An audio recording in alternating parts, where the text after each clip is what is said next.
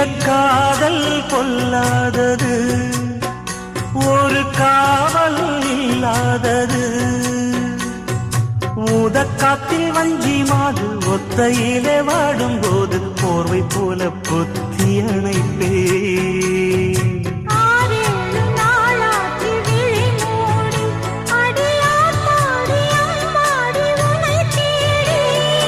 நீதானே மானே என் இளஞ்சோடி, உனை நீங்காது என்றும் என் உயிர் நாடி.